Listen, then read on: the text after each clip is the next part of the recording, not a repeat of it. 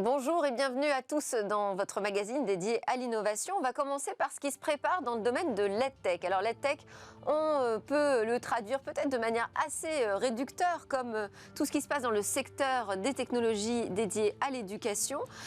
Alors cette EdTech, est-ce qu'elle va pouvoir venir au secours de l'école, notamment l'école à distance? On verra avec Marouane Elfites de Station F que les ambitions des startups vont encore bien au-delà de cela. Ce sera donc dans notre séquence Launchpad. Et puis au cœur de cette émission, on parlera des prémices du passeport sanitaire numérique. Vous le savez, l'application Tous Anti-Covid va désormais permettre de stocker la preuve d'un résultat négatif de test antigénique ou PCR. Et cette expérimentation va débuter sur le contrôle de vol à destination de la Corse. On voit que c'est un premier pas donc vers le certificat vert et qui pose beaucoup de questions. On a eu aussi des questions d'internautes. Je les adresserai à des experts de la protection des données personnelles et de santé. Et puis nous retrouverons notre rendez-vous avec Game Business pour parler d'un phénomène, le phénomène Roblox. On conclura évidemment l'émission avec une innovation galopante. Et oui, dans le monde, c'est la course à ceux qui imposeront les premiers leurs robots livreurs. Mais tout de suite, place au Launchpad. Le Launchpad, vous le savez, c'est la séquence où Marouane Elfites nous invite chaque semaine dans les coursives du plus grand incubateur d'Europe, un campus de start-up, il faut dire. Bonjour Marouane. Bonjour. Alors, est-ce que voyez-vous l'EdTech comme une solution pour venir au secours de cette école à distance qui est quand même à la peine?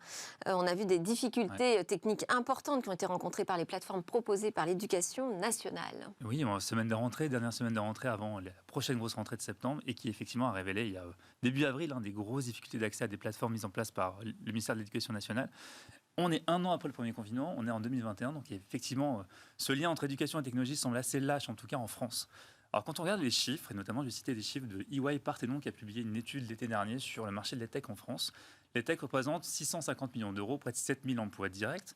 C'est un marché essentiellement B2B où principalement ce sont les structures RH et les organismes de formation qui sont les premiers clients des EdTech avant les établissements d'enseignement secondaire et les écoles. C'est un marché... Dans l'éducation, il faut entendre aussi formation, notamment formation continue. Et l'EdTech, c'est ce lien entre le monde enseignant et le monde RH. C'est un marché qui est assez fragmenté, assez récent. On a 60% des startups qui ont été créées il y a moins de 5 ans dans ce domaine-là, et assez concentré sur 5 gros acteurs qui aujourd'hui réalisent près de 35% de chiffre d'affaires en France, les Open Classroom, les Klaxoon, les 360 Learning par exemple, qui dominent largement le marché. Et quand je dis l'EdTech, ce n'est pas que l'éducation nationale, au sens où l'on entend c'est la formation, c'est même encore au-delà. Ça va encore au-delà. Vous avez parlé de Roblox en intro, il y aura plus d'informations sur Roblox tout à l'heure, mais c'est un exemple d'EdTech au sens large mélangé aux jeux vidéo. On peut notamment créer ses propres jeux vidéo, valorisation près de 40 milliards de dollars il y a quelques semaines après une introduction en bourse. On parle aussi de divertissement, notamment avec Masterclass, une grosse pépite américaine qui mélange contenu à la Netflix et enseignement. Et puis, on peut parler en France, il y a eu des grosses annonces notamment la semaine dernière, Ornicar qui a levé près de 100 millions d'euros qui permet d'apprendre le code de la route en ligne, tout simplement. Hier soir, j'ai appris qu'Open Classroom avait encore annoncé une nouvelle levée de 70 millions d'euros. Donc là, on est vraiment dans la formation avec Open Classroom. Donc c'est très, très, très, très large. Et derrière l'EdTech, il y a une dimension assez émotionnelle finalement. Il y a pas mal de choses qui reposent aujourd'hui sur les épaules de l'EdTech. On parle de démocratisation d'accès à l'éducation. On parle de personnalisation de l'éducation grâce à l'accès à différentes données. On parle de formation finalement au capital humain constamment dynamique pour avoir une population active à chaque fois formée, liée au contexte aujourd'hui, aux demandes du marché du travail. Donc il y a énormément de choses qui reposent sur l'EdTech. Et ces promesses, justement, donc, est-ce qu'elles sont à la hauteur de ce qu'on en attend pour l'instant? Est-ce que vous voyez, au niveau des startups, des projets qui sont aussi ambitieux que ça? Oui, mais on voit des grosses levées, on voit des startups qui se bootstrap, comme on dit, c'est qui s'autofinancent grâce aux revenus de leurs clients. Et on peut essayer de résumer quelques startups par différentes catégories. On va voir des startups autour de notions de plateformes qui fournissent une structure qui permettent aux personnes concernées par l'éducation d'interagir. On peut penser à Classroom notamment, qui est passé par Station F dans le Founders Programme, qui a levé plus de 3 millions d'euros. C'est un carnet de liaison connectée entre parents et maîtres d'école qui permettent finalement aux deux populations de pouvoir échanger sur la journée des enfants. On peut penser aussi à Hivebright, qui permet notamment aux grandes écoles, aux universités de structurer la gestion de leurs alumni. Souvent, les alumni, les anciens qui sont passés par ces écoles, font partie de la marque de ces établissements. Il faut penser aussi à des startups qui sont vraiment dans l'immersion, et notamment Uptail. Alors, aujourd'hui, les technologies comme la réalité augmentée et la réalité virtuelle permettent finalement d'acquérir des connaissances d'une manière beaucoup plus poussée. Lorsque vous êtes passif face à un contenu que vous recevez, vous allez retenir quelques pouillèmes de ce qu'on vous enseigne. Mais par contre, lorsque vous êtes acteur, vous allez pouvoir en tirer une grande partie. Et Uptail permet à des entreprises de créer finalement leur formation grâce à un SaaS qui vont ensuite pouvoir projeter à 360 degrés grâce à la réalité virtuelle et enfin projeter finalement leurs employés dans un environnement quasiment réel pour qu'ils puissent acquérir des compétences. Ça, ce sont des startups de Station F. De Station F, effectivement. Ouais. Et toujours dans ce domaine, je parlais de masterclass en introduction qui est un exemple américain. On a un exemple français, Mentor Show, qui est aussi passé par Station F, qui mélange du coup divertissement et e-learning. Si vous voulez apprendre la cuisine, le football, vous allez avoir, ou même la négociation, vous allez avoir des grands noms du domaine. On voit notamment quelques exemples qui vont pouvoir vous donner des cours et vous allez pouvoir suivre ça comme un vrai contenu divertissant et en même temps vous allez apprendre pas mal de choses. Cours de langue pour enfants, adultes aussi. Pour enfants, effectivement. Oli Oli qui va mélanger finalement contenu éducatif et gamification. Oli Oli vous permet d'apprendre notamment l'anglais pour les enfants, pour des petits-enfants avec des contenus de 5 minutes par jour. Lorsque vous allez progresser et réaliser les exercices. C'est avant l'âge accepté à l'école. Hein. Oui, effectivement. En fait, vous allez pouvoir commencer très simplement. Et puis aussi une notion d'accessibilité parce que c'est accessible par téléphone. Tous les parents n'ont pas forcément un ordinateur à la maison. Ça posait pas mal de questions lors du confinement scolaire. Et là, vous allez pouvoir avancer, avoir des exercices. Il y a aussi des notions de reconnaissance vocale. Aussi avoir des coachs en réel, par session Skype notamment, pour aller encore plus loin. Vous voyez des licornes dans ce secteur ? En France, on va forcément avoir, et on regarde, tous les yeux sont tournés vers Open Classroom. Open Classroom qui, du coup, a annoncé encore une nouvelle levée, qui est l'un des acteurs les mieux positionnés en Europe pour aller encore plus loin, qui est aussi aujourd'hui un acteur qui va mélanger entreprise à mission et, on va dire, mission très noble, à savoir le marché de l'éducation. Et de l'autre côté de l'Atlantique ? Les Roblox, les masterclass sont des très beaux exemples sur le marché américain qui commencent forcément à pénétrer le marché européen. Et la France pose pas mal de questions structurelles. Il y a ce lien, lorsqu'on parle d'EdTech en France, il y a forcément ce lien entre public et privé qu'il faut arriver à craquer. Lorsque vous êtes un entrepreneur qui se lance sur l'EdTech, vous devez avoir ce qu'on appelle un go-to-market, donc un accès au marché assez simplifié. Et donc, lorsque vous traitez avec le public, ça peut être assez compliqué. On peut avoir pas mal de pépites françaises qui vont d'abord se lancer à l'étranger. Pourquoi c'est compliqué ? C'est assez centralisé. Il faut quand même vendre au ministère de l'Éducation nationale pour accéder à un ensemble d'écoles et de collèges et lycées. Il y a pas mal de pépites qui peuvent se lancer d'abord à l'étranger avant de revenir sur le marché. Ce que disait Marie-Christine Levet, c'était une des clés, c'est de passer par les profs, en fait. Par les profs ou par même les parents. C'est ce que fait Classroom, notamment. Classroom passe par les parents. Et au niveau européen, on a des promesses aussi ? Oui, pas mal de pépites aussi qui peuvent se lancer sur différents marchés, en Europe de l'Est notamment en ce moment. Donc forcément, c'est un marché à surveiller. Et puis, encore une fois, on est assez bien positionné. Un peu de Classroom permet d'adresser tout ça. Et bien, l'angle B2B, l'angle B2B est surtout le principal vecteur finalement de lancement de ces offres-là. Bon, très bien. On souhaite bonne chance à tous ces futurs champions. Merci beaucoup, Marwan Elfiteh. Je rappelle que vous êtes responsable des programmes start-up de Station F. Alors, c'est l'heure de passer à vos questions sur le pass sanitaire numérique. Alors, beaucoup de questions se posent autour du pass sanitaire numérique. On va les adresser donc à nos experts. David Gruson, directeur du programme Santé Jouve, qui est un spécialiste de la numérisation pour simplifier les parcours utilisateurs et puis qui a été aussi missionné par la Commission européenne pour évaluer le modèle de certificat vert Covid. David Gruson, je rappelle aussi que vous êtes fondateur d'Ethique IA, qui vise à la construction d'outils de régulation positive dans le déploiement de l'intelligence artificielle et de la robotisation en santé. Paul-Olivier Gibert également avec nous, fondateur, dirigeant de Digital Ethics, et vous êtes président de l'AFCDP qui fédère les 6000 professionnels de la protection des données personnelles depuis 2007. On a également avec nous en visio Nacera Bekat, juriste à la direction de la conformité de la CNIL. Vous savez que c'est le régulateur en matière de protection des données personnelles. Bonjour à tous les trois. David, je voudrais qu'on précise d'abord cette mission donc confiée par la Commission européenne, c'est la transposition, pour être précis, des modèles d'e-carte de vaccination européenne à celui d'un certificat vert Covid. Ce qui veut dire que la Commission européenne avait déjà engagé une réflexion, c'était fin 2019, pour préparer une e-carte de vaccination. On était avant la crise Covid-19. Oui, il faut bien resituer les choses. En fait, on avait gagné un appel d'offres européen fin 2019, mandaté par Chafea, l'agence de sécurité sanitaire de la Commission. C'est un consortium que l'on conduit avec Ipsos, avec Symbiose, avec Ciadem, vous savez, le concepteur de la plateforme mesvaccins.net. Et la démarche de Chafea, de la Commission, était de regarder en fait les modèles de cartes de vaccination qui existaient dans l'Union européenne pour essayer de déterminer les conditions de mise au point de modèles de e-cartes de vaccination. Donc en fait, le mandat de cette mission est plus large que le sujet du certificat vert. C'est une mission qui court jusque fin 2021, qui se traduit par la mise au point de schémas d'interopérabilité, de modèles de e-carte de vaccination. C'est un matériau que l'on apporte. On n'en a pas aujourd'hui en France, d'e-carte de vaccination. Et non, et c'est une proposition qui est faite par un certain nombre d'acteurs depuis un certain nombre d'années. Et c'est un cap, il faut saluer l'esprit d'anticipation qui avait été celui de la Commission. Donc ce matériau-là, on continue à travailler dessus. Notre mission est plus large. C'est une e-carte de vaccination. Mais les deux projets pourraient fusionner ? Alors, en fait, ce qui est important de comprendre, c'est que la e-carte de vaccination, ça a vocation à être l'outil d'ensemble. Et là, on est confronté malheureusement à une pandémie massive qui nécessite la mise au point d'outils ad hoc. Et ça, c'est le cadre réglementaire sur le certificat vert, le Green Pass, porté au niveau européen par Thierry Breton.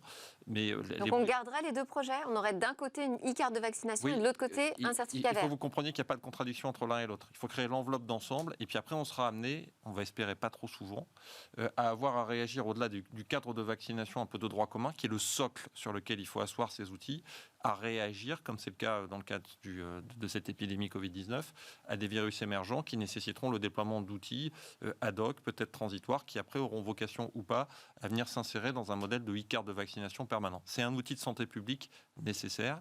Il y a un esprit d'anticipation qui a été manifesté. Ces briques, elles sont maintenant mobilisables pour déployer ces outils Covid-19. Bon, on ira un petit peu plus loin là-dessus. On va déjà revenir sur ce qui se fait maintenant, là, en ce moment, en France. Paul-Olivier Gibert, de quel œil voyez-vous cette transformation de l'application Tous Anti-Covid en certificat, finalement, de vaccination ? Je pense que c'est une évolution un petit peu naturelle, puisqu'il y a eu la promotion de cette application pour lutter contre le Covid. Se pose maintenant la question du suivi, de la preuve et de l'utilisation du vaccin. Donc il est assez logique d'intégrer ces différents éléments, même si l'histoire de Tous Anti-Covid ou de Stop Covid n'a pas été une histoire très facile. Oui. Bon, donc ça veut dire quoi ? Qu'on risque d'être un peu déçu par les résultats ? Par l'efficacité de l'application ? Je pense qu'il y a plusieurs choses. Je crois que l'outil de suivi de la vaccination de la population, en particulier lorsqu'il s'agit d'accéder à certains espaces très sensibles, tels que les aéroports, avec les avions, toutes les problématiques de transport aérien, pour ceux d'entre nous qui ont eu à gérer, soit pour des raisons familiales, soit pour des raisons professionnelles, des déplacements avec une frontière à franchir, et même en restant simplement en Europe, c'est d'une complexité absolue. C'est très lourd. J'ai un exemple très proche. Test anti-Covid de moins de 3 jours. Comment vous faites pour être sûr d'avoir le résultat quand vous partez le dimanche ? Et deuxième chose, le test anti-Covid, même s'il est négatif, ne vous empêche pas de récupérer d'une quarantaine, dans certains cas de 10 jours, de 5 jours ou de 3 jours. Donc en fait, on a une situation qui est extrêmement complexe. Donc tout ce qui peut permettre de fluidifier les déplacements, tout en maintenant une garantie de sécurité sanitaire, est une très bonne chose. Tout le monde est demandeur. En revanche, c'est pas loin de... Il ne faut pas attendre des miracles. C'est-à-dire que le vaccin, on sait que ça va être très utile, très efficace, mais le vaccin en lui-même ne réduira pas à zéro le risque sanitaire. Donc on est à quelque chose qui va le réduire entre 0,5, 0,6, 0,8, 0,9 sur la manière dont on regarde. Si vous me permettez de faire du mauvais humour mathématique, avec les applications de suivi, on va augmenter très sensiblement cette utilité. On s'en servira plus, mais ça ne les transformera pas en panacée et en miracle. C'est-à-dire que ce n'est pas avec le passeport sanitaire numérique que l'on va régler tout le problème du Covid. Ça peut simplifier un certain nombre de problèmes.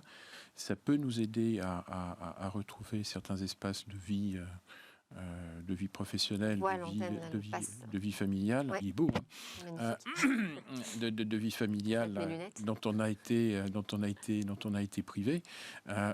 Simplement, ça ne suffira pas à régler le problème. Ce qui est aussi très intéressant, Oui, c'est ce que vous avez on va quand même en parler aussi avec Nasser Abékat de la CNIL, puisque la Commission Informatique et Liberté a donné son accord à cette nouvelle fonctionnalité dans l'appli Tous Anti-Covid pour donc commencer à le transformer en carnet vaccinal numérique. Nasser Abékat, bonjour. Je voulais savoir comment vous vous assuriez que ce type de projet soit respectueux finalement des données et de la vie privée des personnes. Alors, juste peut-être, à titre liminaire, je voulais rappeler qu'on ne parle pas d'un accord de la CNIL. Il faut savoir que les services de la CNIL ont été sollicités en amont du déploiement par le gouvernement et ont pu échanger sur ce point, notamment sur les aspects techniques du dispositif pour donner leurs préconisations. Donc, ce qui a été rappelé, bien évidemment, c'est qu'on doit assurer un certain contrôle de l'utilisateur, que les données qui doivent être intégrées dans ce dispositif doivent vraiment être limitées à ce qui est nécessaire au regard finalement de la finalité d'un tel traitement de données à caractère personnel. Il a également été rappelé par les services de la CNIL que lors de la vérification de ces données-là par les autorités, il ne devait pas y avoir une constitution d'une base de données centralisée. Par ailleurs, la CNIL a également insisté sur le fait qu'une alternative non numérique doit être accessible à chacune des personnes qui souhaitent se déplacer. C'est une question d'inclusion, tout simplement. Et enfin, ce qui a été également mis en avant, ce sont les mesures de sécurité à prendre pour assurer la confidentialité, la sécurité des données, telles que s'assurer que les certificats ont été délivrés par une autorité certifiée, une autorité compétente, et également que les données, par exemple, soient chiffrées ou que des audits réguliers des systèmes d'information soient conduits pour s'assurer que tout cela soit respectueux de la sécurité des données à caractère personnel. Alors, on a invité nos téléspectateurs à poser des questions sur les prémices de ce pass sanitaire européen. On a une question notamment de Capucine qui me fait penser à ce que vous dites sur l'inclusion. Elle dit si le pass sanitaire est mis en place avant que tout le monde ne soit vacciné, comment éviter une exclusion et finalement qu'on ait un retour à la normale à 2 vitesses? Qu'est-ce que vous pouvez répondre à Capucine? Alors, comme la CNIL l'a rappelé sur son site web, il faut garder en tête qu'il ne s'agit pas uniquement d'avoir un certificat de vaccination. Capucine le mettait en avant, tout le monde n'est pas vacciné, tout le monde n'est pas éligible à la vaccination et en plus de cela, le vaccin n'est pas obligatoire, donc on peut choisir de ne pas se faire vacciner.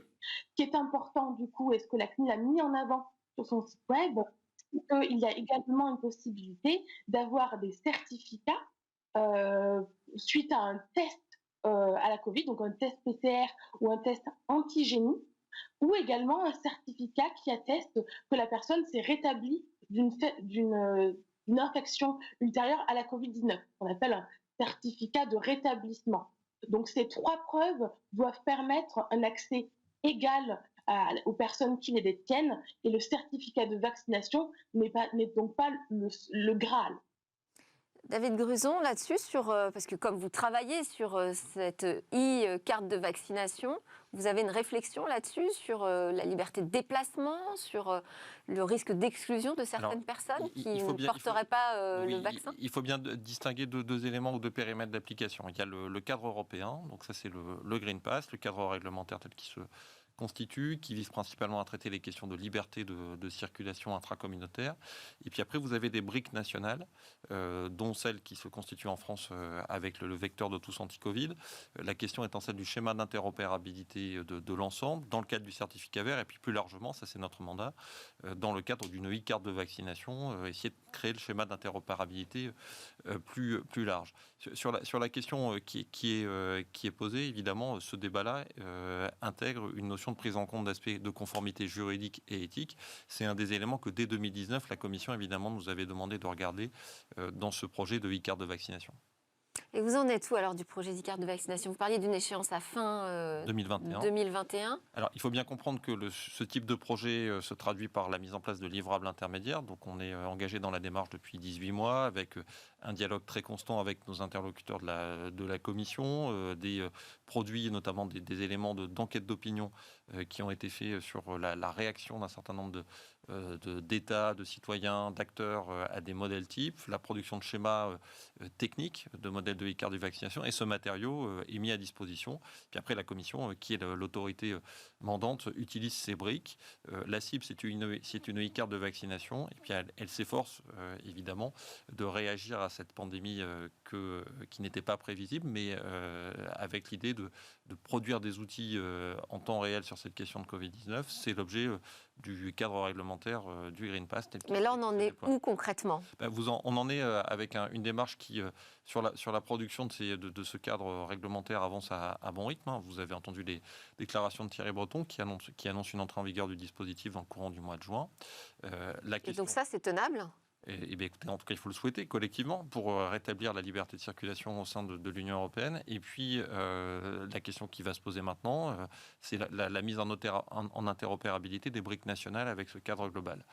Et cette phase-là, qui est une phase... C'est ça la plus grande difficulté aujourd'hui, c'est la question de l'interopérabilité ? Il y a le sujet technique qui est important, des sujets de régulation juridique et éthique, et puis il ne faut pas oublier le sujet scientifique, médical.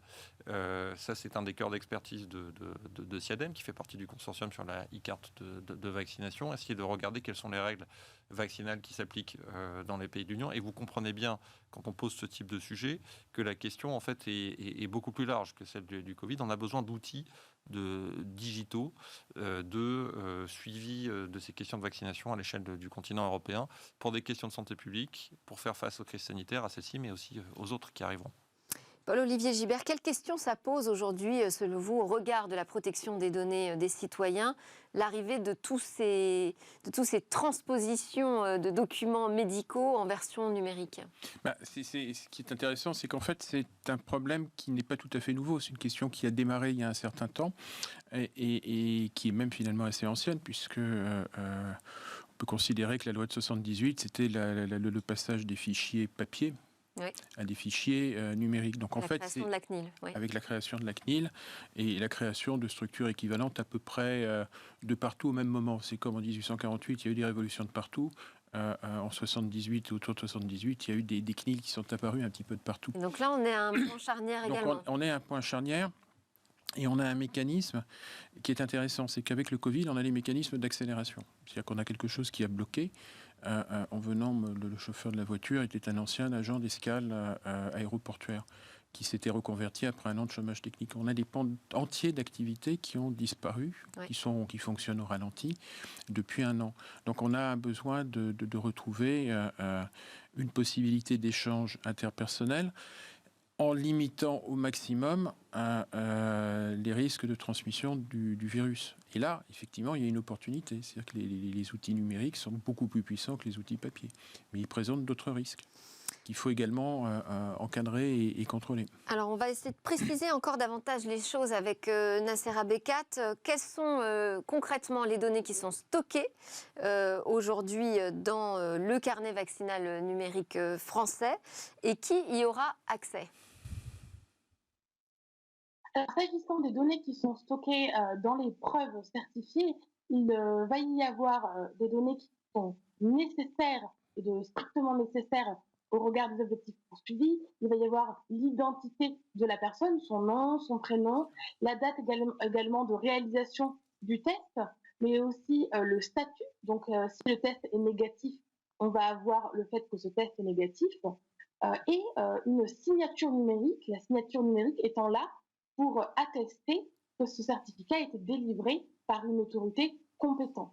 C'est extrêmement important pour lutter contre la falsification de ces preuves, également s'assurer que la personne qu'on a en face est bien celle à laquelle le test a été délivré. Donc, la CNIL l'a rappelé, cette notion de minimisation des données est déterminante pour s'assurer que plus de données ne sont pas collectées sur la personne par rapport à ce qui doit être fait de ces données à caractère personnel. S'agissant des accès à ces données-là, comme je le disais tout à l'heure et comme la CNIL l'a rappelé sur son site web, seules les autorités compétentes pour vérifier, par exemple lors de contrôles sanitaires, lorsque les personnes veulent se déplacer, doivent avoir accès à ces données et elles ne doivent pas stocker ultérieurement à la vérification ces données, il ne doit pas y avoir de base de données centralisée créée pour ces vérifications. Nasser Abékat, quand vous dites autorité compétente, on peut être plus précis que ça?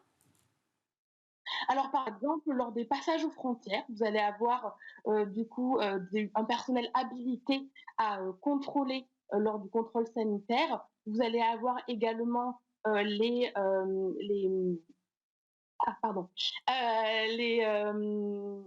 compagnies aériennes qui vont pouvoir contrôler également le certificat lors de l'entrée dans l'avion lorsque les gens veulent se déplacer. Oui, donc ça fait quand même potentiellement pas mal de personnes. Et alors, on a une question encore d'un internaute sur Facebook, Germain, qui demande comment protéger finalement nos smartphones en cas d'attaque. En fait, c'est intéressant ce qu'il dit aujourd'hui. L'enjeu, c'est cette identité numérique sécurisée. Elle va être dans notre smartphone, protégée par une technologie QR code. Est-ce que cette technologie est suffisamment fiable ? Qui veut répondre à cette question ? En tout cas, la question qui est posée montre que le passeport vaccinal numérique, la e-carte de vaccination, a aussi des enjeux de cybersécurité. Absolument. C'est un outil numérique. Il y a des questions de cybersécurité globale sur les outils numériques. On l'a vu pendant cette crise sanitaire avec un certain nombre de cyberattaques qui ont été dirigées vers des établissements de santé. Il y a aussi des questions un peu plus spécifiques qui sont liées au fait que là, on traite des données de santé plus sensibles. Donc, il faut s'entourer évidemment d'éléments de protection complémentaires. Et alors, est-ce que le QR code, c'est pas un peu fragile comme technologie ? Il peut y avoir plusieurs manières de gérer cette technologie. En tout cas, il y a la nécessité d'avoir des clés d'identité, la nécessité d'apporter un certain nombre d'éléments de vérification. On peut avoir des recours à des technologies algorithmiques permettant de sécuriser les éléments. En tout cas, ces choix-là, ce que j'essaye de dire, c'est qu'ils sont à prendre en compte dans une logique de sécurisation de ces outils qui serait au fond le même type de cadre d'analyse qu'on doit avoir avec l'ensemble des outils numériques. Oui, mais enfin, on voit que ce n'est pas toujours le cas. On a beaucoup d'exemples de fragilité, notamment dans le secteur du logiciel. Oui, sans doute. C'est pour ça qu'il faut avoir une attention tout à fait particulière sur ces outils. C'est pour ça que la question de l'interopérabilisation des systèmes au sein de l'Union européenne est une question assez clé, parce que qui dit interopérabilité dit aussi éléments d'interfaçage, et donc il faut avoir une attention particulière sur la sécurisation de ces points d'interface. Bon, donc vous dites à Germain, c'est pris en compte aujourd'hui ? En tout cas, ça fait partie des attentions très fortes des porteurs de ce sujet au niveau européen. Et c'est une préoccupation importante. Merci Germain pour cette question. Est-ce qu'il y a d'autres garde-fous à mettre en place, Paul-Olivier Gibert, quand on se projette vers un passeport sanitaire numérique ? Il y a énormément de garde-fous à mettre en place. Il y a toutes les précautions technologiques que l'on vient d'évoquer, de façon à ce que ce soit difficile à hacker, difficile à attaquer, sachant que, comme on le dit, même si c'est un peu une forme de tarte à la crème, il n'y a pas de risque zéro. Donc on n'aura jamais une sécurité absolue dans ces domaines-là.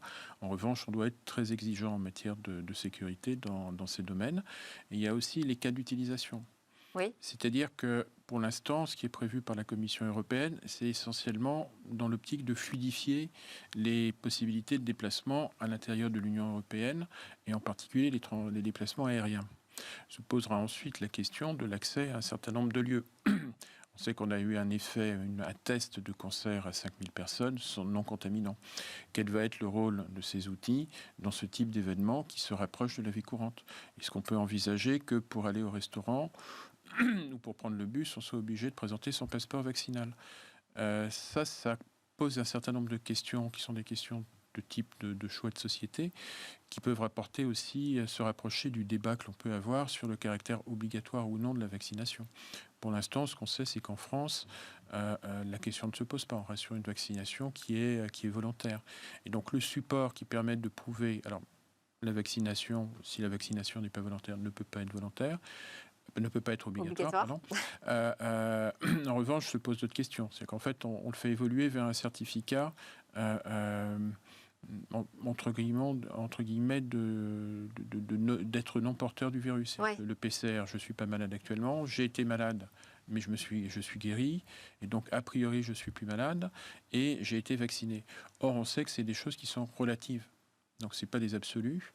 Donc, il y a quand même C'est vrai un que certain nombre de réflexions à avoir la sur question la confiance que du l'on cas veut d'usage, donner. ouais, est Oui, importante. exactement, les cas d'usage. Est-ce que ce sont des cas d'usage pour des déplacements exceptionnels ou des événements exceptionnels, ou est-ce que c'est quelque chose qui va redescendre plus près de la vie des gens? Alors pour l'instant, je voulais aussi faire réagir, mais il nous reste 1 minute, donc vraiment très rapidement, Nasser Abdekat, sur les cas d'usage. Pour l'instant, ce qui se fait en France, en tout cas, là, cette première expérimentation de carnet vaccinal numérique reste très limité. Le président nous dit ce ne sera pas obligatoire, ce sera vraiment sur certains événements. On avance à pas très prudent. Alors oui, et comme le disait M. Gilbert, l'usage est assez déterminant dans l'analyse qu'on peut faire du dispositif. La CNIL l'a rappelé, l'usage aujourd'hui est limité aux déplacements, et notamment lors de passages aux frontières. Il n'est pas étendu à une utilisation du pass sanitaire lors de l'entrée dans des lieux de la vie courante ou même lorsqu'on veut aller dans un festival ou dans les salles de concert. Ça, c'est quand même un sujet qui pose des questions spécifiques, aussi bien juridiques, techniques que sociétales, sur lesquelles la CNIL sera amenée à se prononcer si le gouvernement décidait d'aller dans cette voie-là. C'est ça, c'est que vous allez à nouveau réétudier à chaque cas d'usage et chaque évolution technologique le sujet. Merci beaucoup Nasser Abdekat, juriste au service des affaires économiques de la CNIL, pour le partage très clair d'informations. Merci à David Gruson, directeur du programme Santé Jouve, et Paul-Olivier Gibert, président de la FCTP, et puis à Germain et Capucine aussi pour leurs questions sur l'arrivée de ce pass sanitaire. On passe à notre rendez-vous Game Business, on va parler du phénomène Roblox.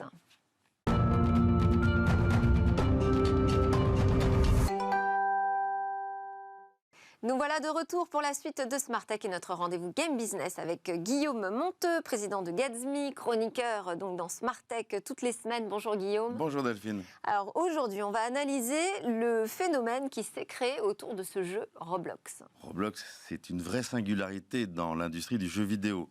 Une singularité folle. Roblox affole les joueurs, mais Roblox affole aussi les investisseurs et même la bourse. Et je vais vous expliquer exactement pourquoi. Waouh, quel teasing.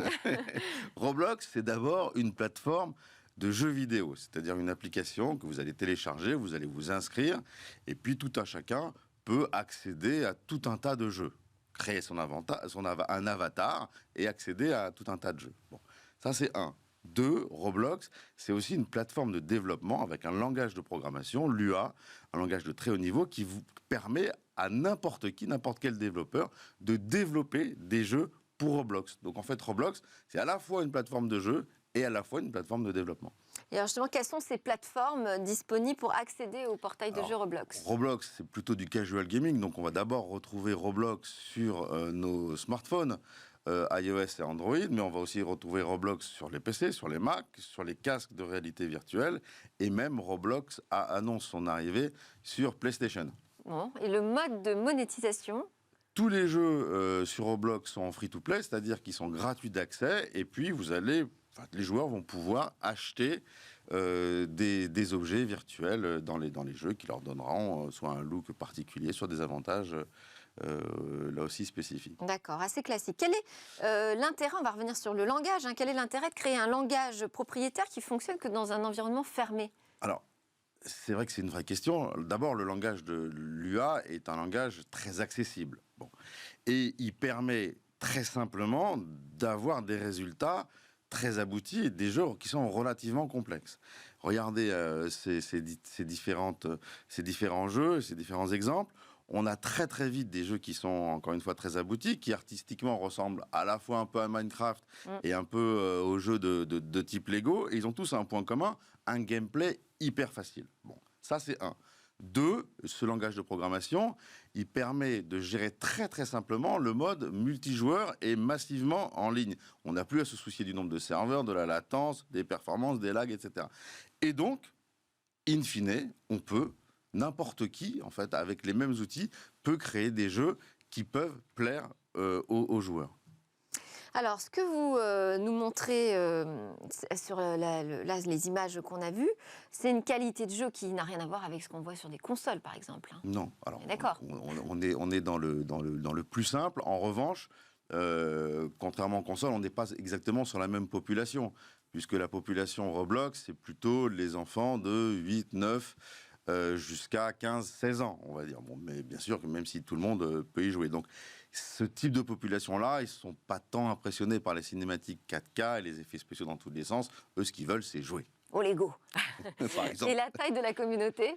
C'est le deuxième avantage de programmer chez Roblox. C'est que vous avez une audience qui est incroyable. Plus de 110 millions d'utilisateurs actifs par mois. Et ces utilisateurs actifs par mois jouent presque tous les jours. Donc quand vous créez un jeu sur Roblox, vous avez la possibilité d'avoir des grandes audiences. Typiquement, les jeux qu'on vient de voir tout à l'heure, eux, ils rassemblent quelques dizaines, quelques centaines de milliers de joueurs tous les jours. Et donc, qui dit audience, dit monétisation.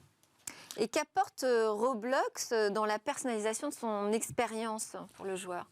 Alors, ça, c'est la caractéristique de Roblox. Vous vous souvenez, les portails de jeux classiques qu'on peut trouver sur le web, vous allez vous y inscrire, mais ce qui vous différencie d'une autre personne, c'est votre pseudonyme. Ouais. Bon. Là, dans Roblox, on va ultra caractériser son avatar. En fait, l'avatar va être vraiment la projection de soi dans le monde Roblox, un peu comme Mi d'ailleurs, l'avatar Mi et la projection de soi dans l'univers Nintendo, sauf que dans Roblox, vous allez jouer avec votre avatar.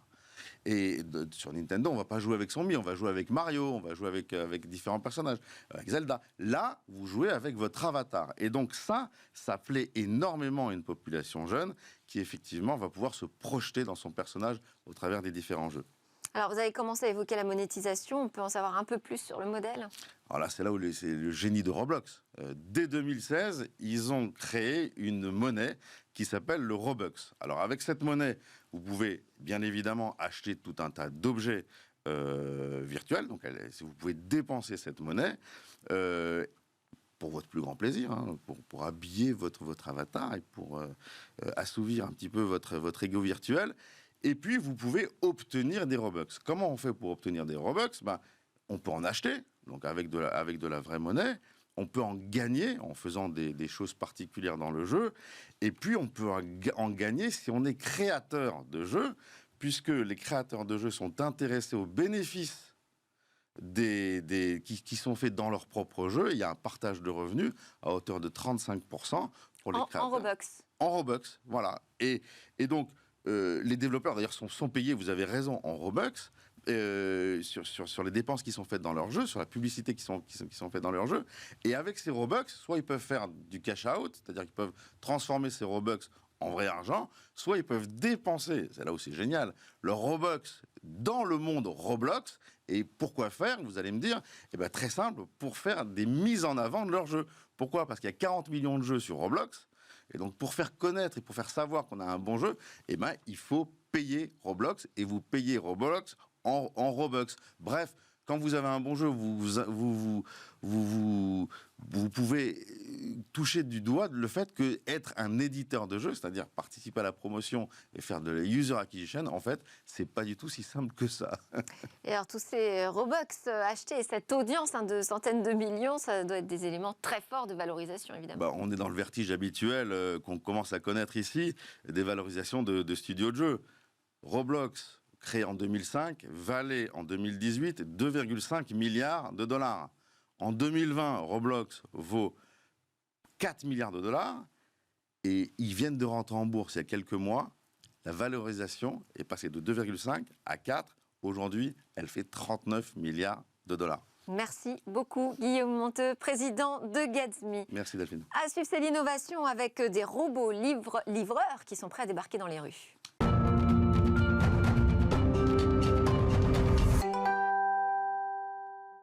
Bonjour Cécilia, on est en plein dans la course à ceux qui imposeront les premiers leurs robots livreurs. Alors, quand partagerons-nous en France nos trottoirs avec ces robots? Pour l'instant, ce n'est pas encore prêt. La France n'a pas créé de cadre législatif de réglementation spécifique pour l'usage des robots livreurs sur l'espace public urbain, autrement dit dans les rues et sur les trottoirs. Pourtant, la technologie est là. Par exemple, la société française Twins, elle, a déjà créé un robot autonome, on s'en rappelle, capable de nous assister quand on fait les courses. En 2017, elle le testait déjà dans une enseigne de Franprix. Et son fonctionnement était assez impressionnant. Pas besoin de programmer le droïde via une application. L'utilisateur appuyait simplement sur le bouton Follow Me qui permettait au droïde de s'appairer à la personne par reconnaissance visuelle. Et ainsi, le robot était capable de suivre le consommateur. Et de l'aider à porter ses courses. Exactement. En fait, on déposait les courses dans le robot et il nous accompagnait du rayon jusqu'à la maison. Il était capable de s'adapter à la démarche de l'utilisateur grâce à une association de capteurs et de caméras. Alors pour ce test, le robot était accompagné d'un employé du magasin. Je l'ai dit en introduction, la réglementation ne l'autorisait pas à rentrer tout seul dans la rue jusqu'au magasin, ce qui a dû aussi peut-être mettre un terme à cette expérimentation, car même si elle a été réussie, ensuite, plus de nouvelles de ce robot. Alors, autre exemple français, La Poste aussi a expérimenté son robot de livraison pour aider les facteurs, pour les accompagner. C'est la société Effidence qui avait mis au point cette technologie qui ressemblait plutôt à une palette mobile, mais là encore, son déploiement concerne aujourd'hui seulement les entrepôts. On ne voit toujours pas de robots arriver dans les rues, alors qu'aux États-Unis, pendant ce temps-là, la réglementation s'est assouplie. Alors, quelques exemples concrets. Oui.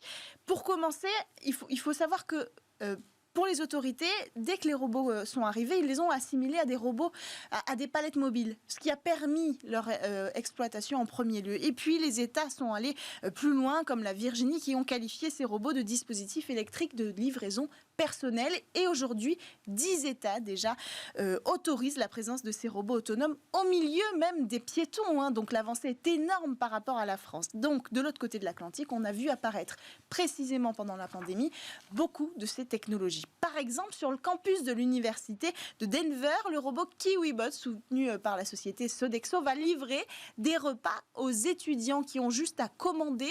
Et le robot, vous le voyez sur les images, retrouve l'étudiant qui a juste à valider sur son application mobile la commande pour récupérer son repas. Et puis en 2020, autre exemple encore plus parlant, c'est celui de la start-up Nuro.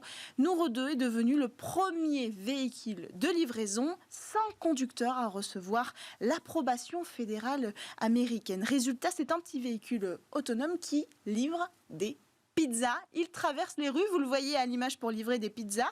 Les produits sont gardés en bonne température. Il y a tout un tas de technologies pour accompagner ce produit. Et une fois le robot arrivé à bon port, il suffit d'entrer un code PIN. Bon, et puis on verra évidemment que ces robots ne transporteront pas que des pizzas. Tout ça est en train de bouger Exactement, très vite. exactement. Merci Mais en beaucoup. France, il faut que la législation évolue pour qu'on les voit Faut qu'on ailleurs. soit peut-être un peu plus malin là-dessus. Ouais. Merci Cécilia, merci à tous de nous avoir suivis. C'est la fin de Smart Tech, à suivre le Lab ou Pitch, les entreprises du numérique. Moi je vous dis à demain.